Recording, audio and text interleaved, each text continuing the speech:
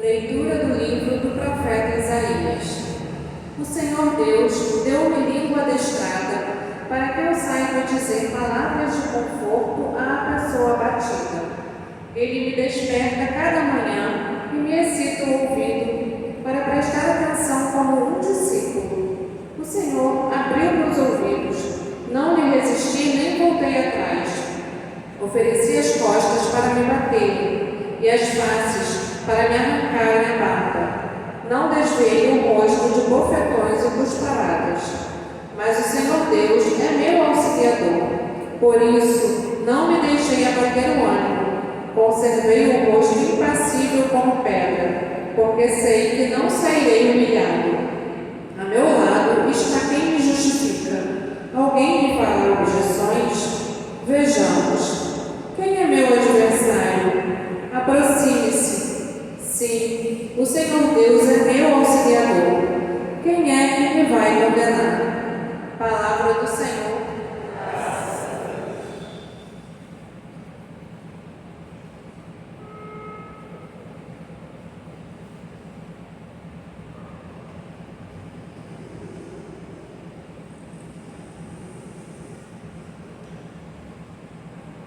Respondei-me pelo vosso imenso amor, neste tempo favorável, Senhor Deus.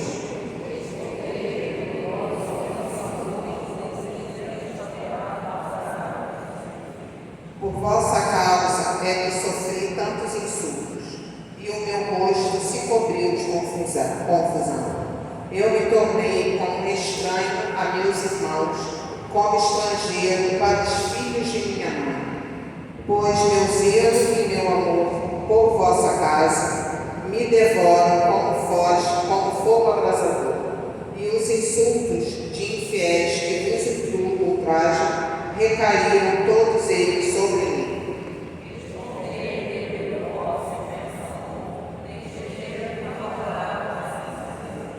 O insulto me partiu o coração. Eu esperei que alguém de mim tivesse pena. Procurei quem me aliviasse e não achei. Deram-me fel como se fosse um alimento. Em minha sede ofereceram-me vinagre.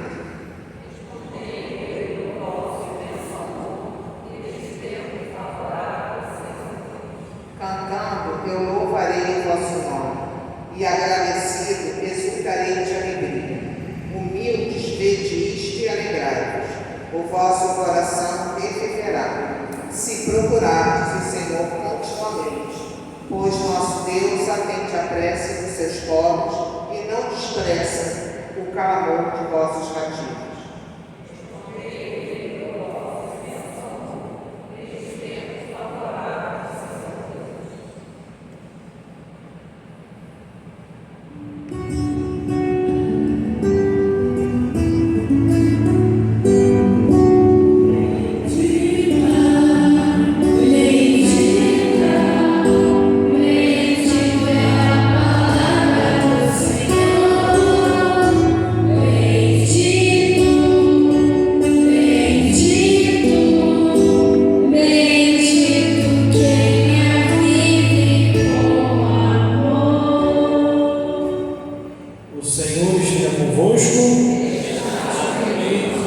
Proclamação do Evangelho de Jesus Cristo segundo Mateus. Naquele tempo, um dos 12 discípulos, chamado Judas Iscariotes, foi ter com o sumo sacerdote e disse: O que me dareis se vos entregar Jesus? Combinaram então 30 moedas de prata. E daí em diante, Judas procurava uma oportunidade para entregar Jesus. No primeiro dia da festa dos Ázimos, os discípulos aproximaram-se de Jesus e perguntaram: Onde quereis que façamos os preparativos para comer a Páscoa? Jesus respondeu: Ide à cidade, procurai certo homem e dizei-lhe: O mestre manda dizer: O meu tempo está próximo. Vou celebrar a Páscoa em tua casa, junto com meus discípulos. Os discípulos fizeram como Jesus mandou e prepararam a Páscoa. Ao cair da tarde, Jesus pôs-se à mesa com os 12 discípulos. Enquanto comiam, Jesus disse: em verdade eu vos digo, um de vós vai me trair. Eles ficaram muito tristes e um por um começaram a lhe perguntar: Senhor, será que sou eu? Jesus respondeu: quem vai me trair é quem comigo põe a mão no prato. O Filho do Homem vai morrer, conforme diz a Escritura a respeito dele. Contudo, ai daquele que trair o Filho do Homem. Será melhor que nunca tivesse nascido. Então Judas, o traidor, perguntou: Mestre, serei eu? Jesus respondeu: tu o dizes. Palavra da salvação. Meus caros irmãos e irmãs, estamos então às vésperas do Tríduo Pascal.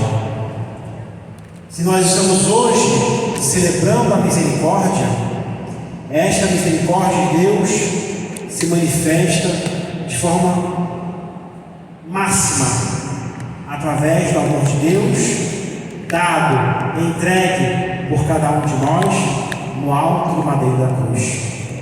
Não existe amor maior do que dar a vida porque nós amamos, e o Cristo realiza isso de forma plena, absoluta e de uma vez por todas eficaz no alto da cruz. E a misericórdia de Deus e o amor de Deus são uma única e mesma realidade. Mas não basta a Deus ser misericordioso, ser Ele todo amor para cada um de nós. Nós devemos estar abertos ao seu amor, abertos à sua misericórdia. E como é que nós nos abrimos à misericórdia e o amor de Deus?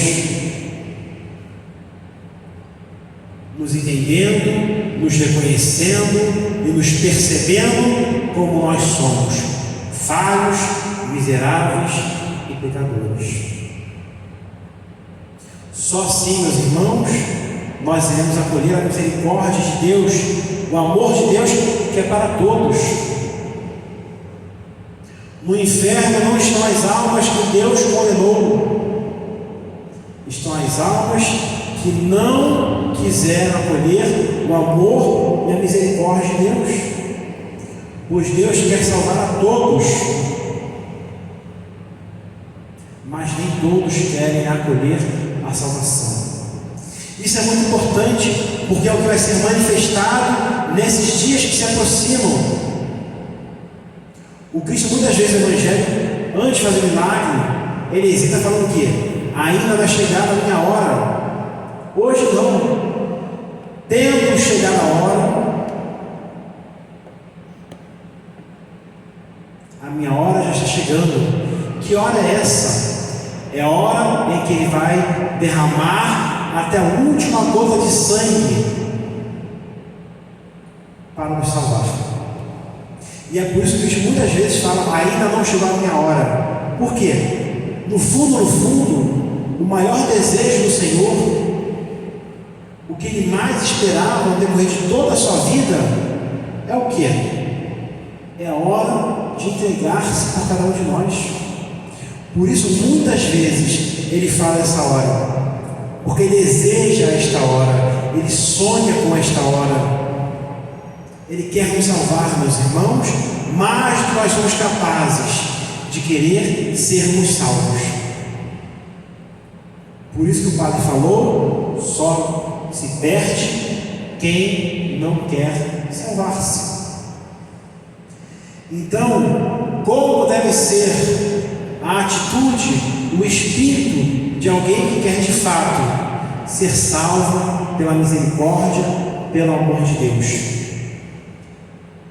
Primeiramente, devemos buscar o estado de graça. O que é o estado de graça? É estarmos sem pecado mortal. E se por acaso tivermos em estado de pecado mortal, quanto antes nos devemos convertermos. Mas qual é o primeiro passo da conversão? O primeiro passo da conversão é entendermos de que precisamos nos converter. E isso é necessário o quê? A humildade. Sermos humildes, ou seja, nos enxergarmos como nós somos. Por quê? Porque o pecado é o oposto. Todo pecado é um ato de soberba, de orgulho, de vaidade. Todo pecado. O que é de fato um pecado? É eu dizer, eu não preciso de Deus, eu me basto, eu consigo caminhar por mim mesmo,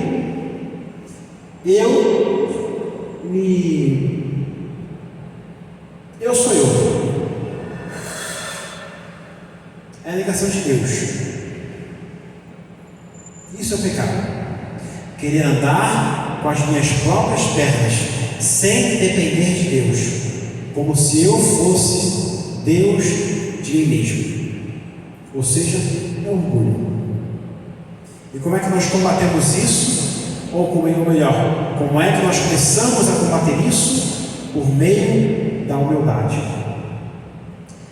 E aqui, no profeta Isaías, ao lermos esse trecho do servo sofredor, este homem, no primeiro momento, se mostra muito forte, não é isso? Impassível, nada o perturba, nada tira ele do prumo, mas ele não se acha forte. Porque ele se torna um homem impassível? Porque ele se confia em Deus. Olha o que ele diz: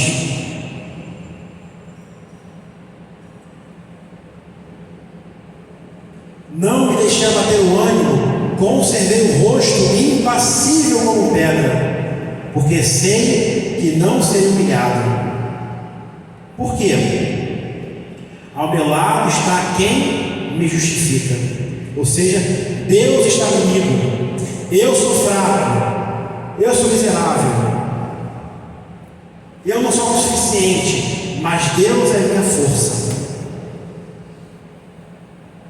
Eis o primeiro ato de humildade: confiar-se em Deus. É por isso que São Paulo se gloriava das suas fraquezas. Quando sou fraco é que eu sou forte. Por quê? Porque quando eu sou fraco, eu percebo que eu preciso de Deus, e eu busco a Deus, e eu desejo a Deus, e eu quero estar com Deus. Mas quando eu me acho autossuficiente, eu minto para mim, eu me engano, eu me frustro, eu me decepciono, eu quebro a cara. Porque eu não sou forte, eu me acho forte, eu não sou autossuficiente, eu me acho autossuficiente. É por isso que eu deixo o pecado reinar na minha vida. É uma opção triste que nós tomamos sempre que pecamos. E agora então, vamos partir para o Evangelho. Judas Iscariotes, um homem totalmente fechado à graça de Deus. Mas olha como Cristo manifestou a sua misericórdia e seu amor para com ele.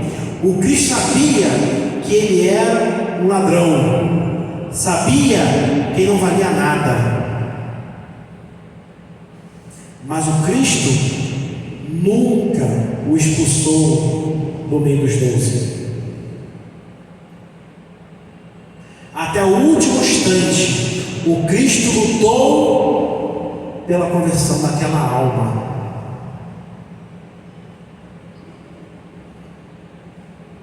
É o que o Cristo mostra ao falar essas palavras que no primeiro momento nos parecem ser muito duras.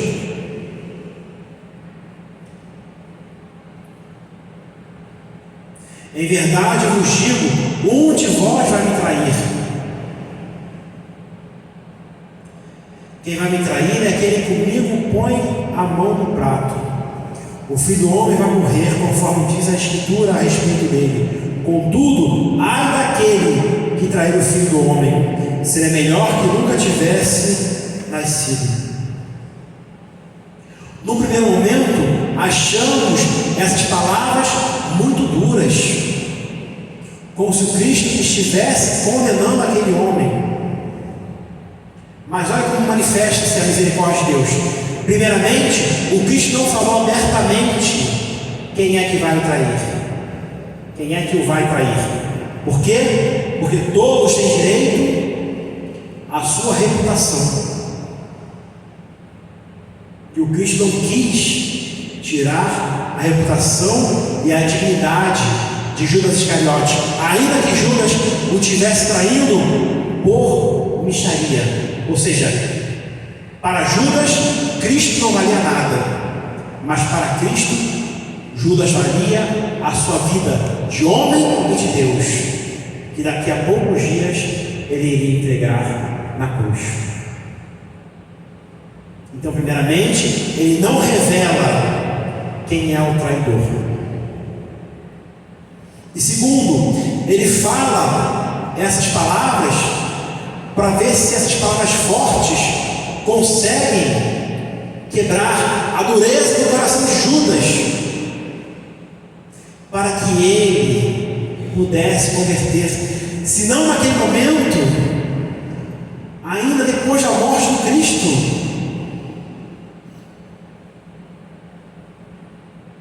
Ele falou: ai daquele que trai o Filho do Homem, seria melhor que não tivesse nascido. Ou seja, cara, você está se encaminhando para o inferno. Muda, volta, se converta. Seja agora ou depois da minha morte, mas se converta. E é possível, porque todos os apóstolos, mais ou menos, foram traidores de Jesus. Pedro negou Jesus 3 vezes, e os demais, meteram o pé. Ainda que São João tivesse aos pés da cruz no primeiro momento, ele também fugiu, ele também traiu.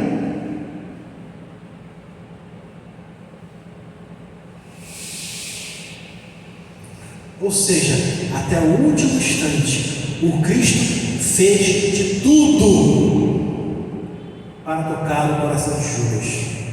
Mas Judas fez de tudo para não ser encostado pela graça. Por quê? Porque Deus nos deu a liberdade, meus irmãos. E ao nos dar a liberdade, Ele colocou como que um limite ao seu poder total e absoluto. Por quê? Porque Ele quer que nós o amemos livremente.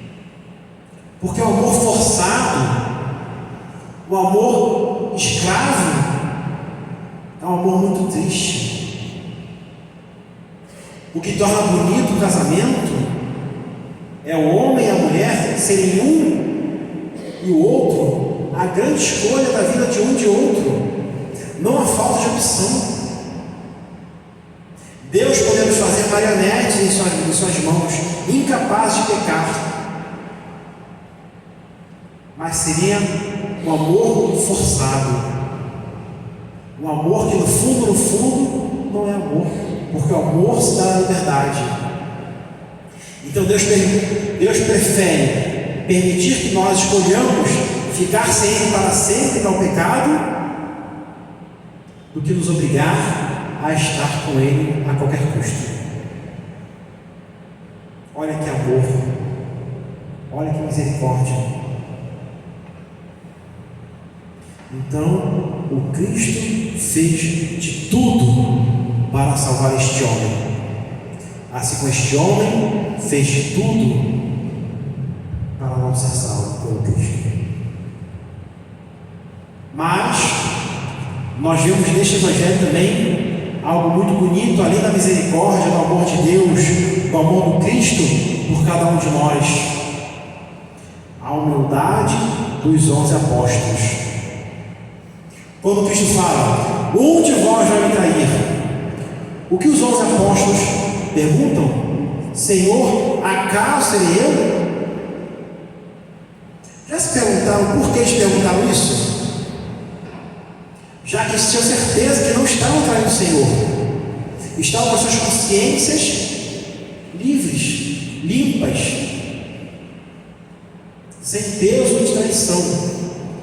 Por que eles se indagam isso? Vocês sabem? Porque eles sabem que são fracos e reconhecem humildemente que, se não forem agraciados pela força do Cristo, eles podem trair e fazer coisa pior. É como que, parafraseando São Paulo, a área de São Paulo é assim posterior: quem está de pé, cuidado para não cair.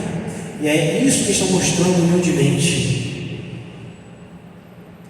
Estão se reconhecendo falhos, miseráveis, capazes de tudo, por mais que não tenham imaginado essa possibilidade. Mas se me faltar a graça de Deus, eu posso cair. Então, meus irmãos, devemos ser humildes para acolhermos a misericórdia de Deus, que está sempre à nossa busca. O amor de Deus bate constantemente às nossas portas, e nós devemos abrir, e abrir a porta dos nossos corações se chama humildade. A humildade, que se nós estivermos no estado de graça, se manifesta pelo santo temor, ou seja, eu não quero, tenho medo de ofender o grande amor da minha vida, que é Deus. E a humildade, que se nós estivermos no estado de pecado, se chama conversão, contrição, arrependimento, mudança de vida. Então, esse é o sentido da pergunta dos 11 apóstolos. Mas, padre, Judas também perguntou isso, mas ele pergunta depois. E não pergunta por humildade. A pergunta de Judas é mais uma provocação. Não é o transbordamento da sua humildade, mas é a inflamação da sua soberba. É um deboche. Ele sabe que é ele. E ele pergunta: mestre, acaso sou eu?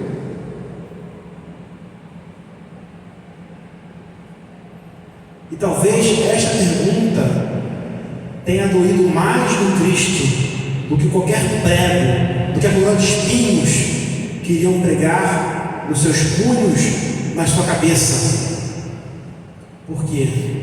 Porque esta pergunta mostra um coração determinado para o mal, incapaz de mostrar o mínimo de arrependimento, a ponto de chegar ao deboche, à zombaria.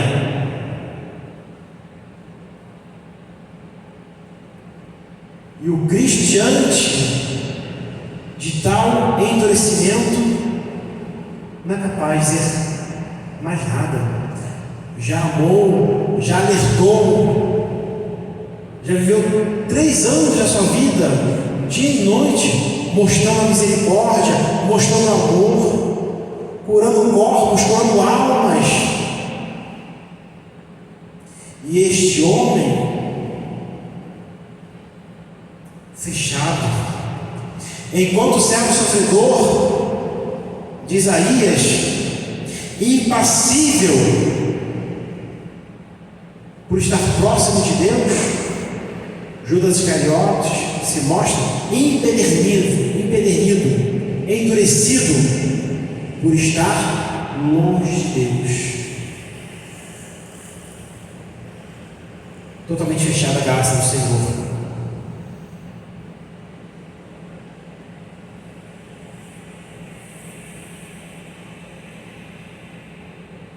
Então, meus irmãos, estamos à vésperas do Tríduo Pascal. Estamos à vésperas da misericórdia de Deus derramada no alto da cruz, que é o amor do Senhor. Como é que nós iremos viver este Tríduo Pascal? Humildemente acolhendo a graça, a salvação de Deus, permitindo que a Páscoa, a passagem da morte para a vida, aconteça em nossas vidas? Ou seremos mais um Judas empedernido, zombando de Cristo, como também fizeram, algum daqueles pagãos? Escolheremos Barrabás ao invés de Cristo? Ou Cristo nos confiando na sua misericórdia, no seu amor? O Tríduo Pascal está aí, e a nossa decisão também está aí. Vai depender de nós fazer desse Tríduo Pascal uma Páscoa realmente nas nossas vidas, ou apenas um feriadão prolongado. Sacramento de salvação nas nossas vidas, ou um teatrinho como outro qualquer, de muito mau gosto por zombar das coisas de Deus.